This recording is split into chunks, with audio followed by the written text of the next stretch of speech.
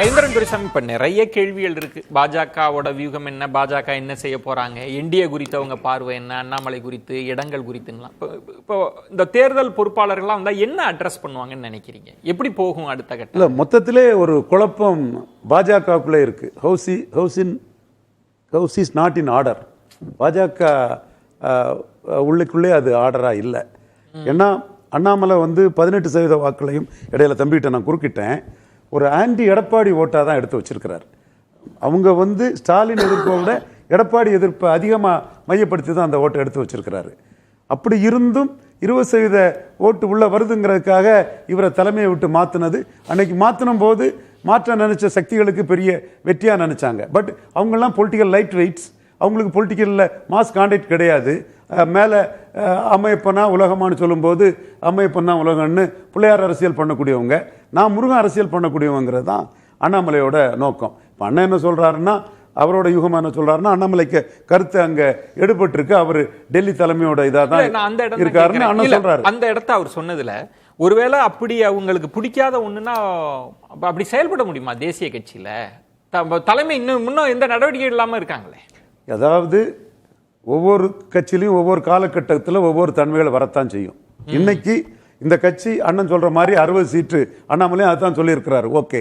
But ஒரு சிலர் தாங்கள் எம்எல்ஏ ஆனா போதும், தங்களுக்கு ஒரு தொகுதி கிடைச்சா போதும், மற்றபடி இந்த கட்சியோ மோடி 2029 பிரதமர் ஆகுதுக்கு தமிழ்நாட்டில இருந்து எம்பி டிக்கெட் வரணுங்கிற பற்றி துளியும் அக்கறை இல்லாதவங்க தான் பெரிய பெரிய தலைவர்களாட்டு பெரிய பெரிய லெவலில் பேசுவாங்கல்ல. இப்ப தேர்தல் பொறுப்பாளர்கள் அவருக்கு தமிழக களச்சூழல் தெரியாதுன்னா ஐயநாதன் அவர் சொன்ன எல்லாருமே போய் பேசுவாங்கல்ல, சார் இப்படி அப்படி எல்லாமே. ஐயநாதன் அண்ணன் சொல்றது மாதிரி இல்லாம வெறும் 25-30 சீட்டு தான் வந்ததுன்னா இவர் எடுத்து வச்சதே ஒரு 10% மற்ற தலைவர்களை ஏசி சண்முகம், பாரிவேந்தர் இவங்கெல்லாம் விட்டுட்டு பார்த்தா கூட அந்த ஓட்டுக்கு பலம் இல்லாம 4% ஓட்டு நிர்மலா சீதாராமன், அண்ணாமலை, எல் முருகன், பொன்னாரு, தமிழிசை, நயினார் நாகேந்திரன், இப்படி ஒரு ஹெச் ராஜா, இப்படி பல தலைவர்களுக்காக விழுந்த ஓட்டு பாஜகவுக்கு 3-4. அண்ணாமலை அந்த கட்சியில இருந்து என்ன பிரயோஜனம்?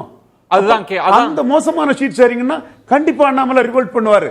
Is waiting for the time. அண்ணன் சொல்ற மாதிரி இருந்தா question won't arise. ராம்கி, இப்போ அண்ணாமலை அவர்களை ஹேண்டில் பண்றது தான் பாஜகவுக்கு இருக்கிற முக்கியமான சவாலா இருக்கா? அப்படி புரிஞ்சுக்கலாமா? இல்ல, பாஜகலாம் நிறைய குழப்பம் இருக்கு. நமக்கே ஒரு கிளாரிட்டி இருக்கும்போது அவங்களுக்கு நிச்சயமா இருக்கு டெல்லியில். அதனாலதான் அவங்க அனுப்புறாங்க. பாண்டா போன்றவெல்லாம் என்னதான் நடக்குது பார்த்துவாங்கன்னு சொல்லி தான் அனுப்பிச்சிருப்பாங்க. சோ இங்க கட்சியில நிறைய டெல்லிக்கு ஆளாளுக்கு ஒண்ணு சொல்றாங்க, என்னதான் சூழல் என்னன்னா. ஆனா ஒரு threatening factor, Annamalai threatening factor நீங்க நிறைய நீங்க எடுத்துங்க. அண்ணாமலைக்கு ஒரு ஆத்தரைஸ் பண்றாங்க, டெல்லி மாநிலம் ஆத்தரைஸ் பண்றா, நம்ம அஷ்யூம் பண்ணிக்கலாம். அப்படி இருந்ததுன்னா அப்படின்னா அவர் இப்படி எல்லாம் வெளிப்படையா செயல்பட்டு இருக்க மாட்டார். இந்த கூட்டணிக்கு எதிராக வெளிப்படையா பேச மாட்டார், அதெல்லாம் பண்ண மாட்டாரு. இல்ல அப்ப என்னன்னா அவங்க அங்கேருந்து ஒரு சரியான சிக்னல் இல்ல, அதனாலதான் அவர் மனம்போக்குல பேசுறாரு. இல்லன்னா மேலிட தொடர்பு குறைஞ்சு. அதனாலதான் நான் திரும்ப சொல்றேன், என்டிஏ கூட்டணியை கட்டமைப்பதற்கான பொறுப்பு அண்ணாமலைக்கு வழங்கப்படாது. அப்படியே கொடுத்தாலும் அவரால் செய்ய முடியாது. நீங்க 6 மாசம் செஞ்சிருக்க முடியும். ஒருவேளை இந்த தேர்தல் பொறுப்பாளர்கள் பாண்டா போன்றவர்களே அதை போய் பேசுவாங்க, அது செய்ய மாட்டாங்க. அவங்க அவங்களுடைய ரோல் இந்த கட்சியை பொறுத்து தான், கட்சி பொறுப்பாளர்கள் தான். சோ இப்ப இந்த என்டிஏ கூட்டணியை கட்டமைப்பது 6 மாசம் அவங்க மிஸ் பண்ணிட்டாங்க. இப்ப யாராவது பண்ணணும். சோ அந்த ரோலுக்கு நயினார் நாகேந்திரன் நகர்வதான் நான் பாக்குறேன். அப்படி இல்லைன்னா ஒரு பெரிய சிக்கல். நீங்க தினகரன் அவர்களோட பெரிய சார்ஜே நயினார் நாகேந்திரன் அவர்கள் மீது தான். பன்னீர்செல்வம் அவர்கள் வைக்கிற பெரிய சார்ஜ் நயினார் நாகேந்திரன் அவர் எப்படி பைண்டிங் ஃபோர்ஸ் அந்த அலைன்ஸ். நம்ம என்ன நினைக்கிறோம், என்டிஏ ஸ்ட்ரென்தன் பண்றது தினகரன் உள்ள வந்தா போதும் மட்டும் நினைக்கிறோம். ஆல்மோஸ்ட் தினகரன் வெளியில போறதுக்கு ரெடி ஆயிட்டாரு. அவர் தெளிவா இருக்காரு. நான் திரும்ப என்ன கூப்பிட்டாலும் வர மாட்டேங்க போயிட்டாரு. இப்ப அவரை விட முக்கியமான விஷயம் என்னன்னா, பாமகவை தேமுதிகவை உள்ள கொண்டு வரும். இந்த 2 பேருக்கான வியூகம். ஓகே, பாமகவை ஏற்கனவே சொன்ன தேமுதிக எடுத்துக்கலாம். தேமுதிக ஆல்ரெடி முன்னாடி வர வேண்டிய கூட்டணி தான் உள்ள வர வேண்டியது. இப்ப நீங்க விருதுநகர்ல அவர் 5000 ஓட்டு வித்தியாசத்தை விஜயகாந்தோட பையன் தோற்று போறாரு. எதிர்த்து நின்ன ராதிகா 1,50,000 ஓட்டு வாங்கினாங்க. சோ இப்ப அவங்களுக்கு என்னன்னா, பாஜகவெல்லாம் தோற்கடிக்கப்பட்டாரு. அவர் பாஜக கூட்டணியா தான் தோற்கடிக்கப்பட்டாரு. அவங்க சொல்லலாம், நாங்க எல்லா கட்சியும் சமமா பாக்குறோம். ராம்கி, நீங்க சொன்ன மாதிரி அவங்களோட டார்கெட் தேமுதிக பாமகன்னா இந்த 18% ஒரு கணக்கு போட்டாங்கல்ல, அதை அவங்க கேட்க முடியாது. அந்த 18க்குள்ளதான் ஓபிஎஸ் இருக்காங்க, தினகரன் அவங்க இருக்காங்க. ஒண்ணு இல்ல, 18% பாமக வெளிப்படையாக பேச ஆரம்பித்தாலே 18% பிரேக்கப் தெரிஞ்சிடும். ஓகே, ஐயநாதன் இப்போ பன்னீர்செல்வம், தினகரன் அவர்கள் அது கிட்டத்தட்ட முடிஞ்சதுதான். ராம்கி அவர்கள் சொல்றது அதெல்லாம் இல்ல. மத்த என்டிஏ அலைன்ஸ் ஃபார்மேஷன் அதை நோக்கி நகருவாங்க. அப்படி அதுதான் அவங்க திட்டமா இருக்கா? பலவீனம் முடிஞ்சு போச்சு கதை. நல்லா நீங்கள் இது பண்ணணும். அதிமுகவினுடைய ஓட் கன்சாலிடேஷன் அப்படின்றது தான் என்டிஏனுடைய வேலையே.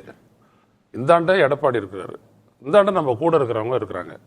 அவங்க எந்த ஒரு அலையன்ஸ் அவங்க உருவாக்குனாங்களோ மக்களவை தேர்தலில் அந்த அலையன்ஸை கண்டினியூ பண்ணணும், அட் எனி காஸ்ட் கண்டினியூ பண்ணணும் அப்படின்றது தான். அவங்களுக்கு உரிய இடத்த கொடுப்பாங்க.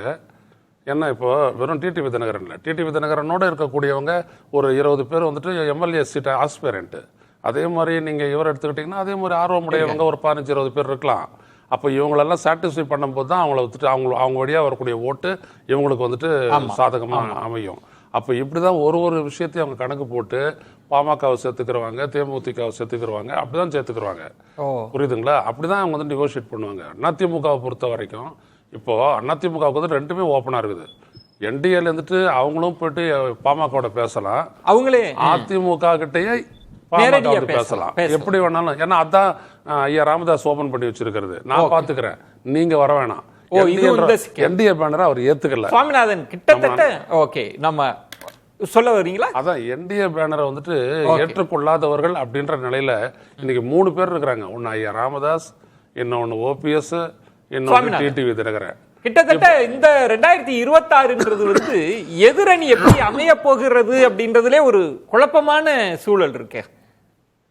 ஆமா, நிச்சயமா இன்னைக்கு திமுகவுக்கு மாற்றாக ஒரு எதிரணியை அமைக்கிறதுக்கு பாஜக ரொம்ப சிரமப்படுறாங்க, அதிமுக ரொம்ப சிரமப்படுறாங்க. நான் நினைக்கிற பாண்டா அந்த வேலைக்கு தான் ஒரு கூட்டணியை ஒழுங்குபடுத்துறது.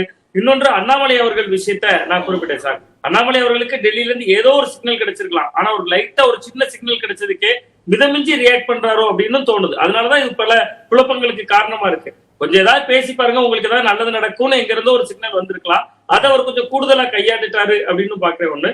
இன்னொன்னு, இங்க இருக்கக்கூடிய கூட்டணிகளை ஒழுங்குபடுத்துறது, இது மாதிரியான விஷயங்களும் பாண்டா அவர்கள் வருகிற பொழுது அந்த விஷயங்களையும் கொஞ்சம் கவனம் செலுத்துவார். பாஜகவை மட்டுமே கட்டமைப்பு செஞ்சு அதனுடைய பூத் கமிட்டிகளை மட்டும் பலப்படுத்தி அதை மட்டுமே வலு சேர்த்தா தமிழ்நாட்டுல பாஜகவுடைய மொத்த உறுப்பினர்களுடைய எண்ணிக்கை 48 லட்சம் தான். அதுலயும் பல மிஸ்டுகள் கொடுத்து சேர்த்த கதையெல்லாம் சேர்த்து சொல்றாங்களா சேர்க்காம சொல்றாங்களா என்பது விவாதத்துக்கு உட்பட்டது. 48 லட்சம் ஓட்டையை ஒருங்கிணைத்து விட்டால ஆட்சிக்கு வர முடியாதுங்கிறது கன்ஃபார்மா தெரியும். அப்ப அந்த கூட்டணியை வடிவமைக்கணும். அதை வடிவமைக்கிறதுலதான் பாண்டா ரொம்ப மெனக்கிடுவாரு. இன்னொன்று, அண்ணாமலை, டிடிவி தினகரன் அவர்கள் அந்த 2 பேருக்கு இடையில ஒரு பனிப்போர் இருக்கிறதா. கிரவுண்ட்ல சாதாரண ஒரு பாஜக தொண்டர்கிட்ட பேசினாலே அண்ணாமலை பின்னாடி இருக்கணுமா, நயனா நாயகன் பின்னாடி இருக்கணுமா. நான் திருநெல்வேலி பக்கத்துல கன்னியாகுமரியில இருந்து பேசுறேன். மக்கள் குழம்பி போயிருக்காங்க. இங்க இருக்கக்கூடிய சாமானிய தொண்டர்களே அண்ணாமலை அவர்களுக்கு கருத்து சரிங்கக்கூடிய சூழல் இருக்குன்றீங்க. பாஜகக்குள்ள இருக்கிற அதற்கான அதற்கான தேவையும் இருக்கு. அதையெல்லாம் அவங்க வந்து ஒரு குழப்பத்தை கடைமட்டத்துல தீர்த்து வைக்க வேண்டிய தேவை இருக்கு. அதெல்லாம் பாண்டா வந்த பிறகான மாற்றமா மாறதுக்கான வாய்ப்பு.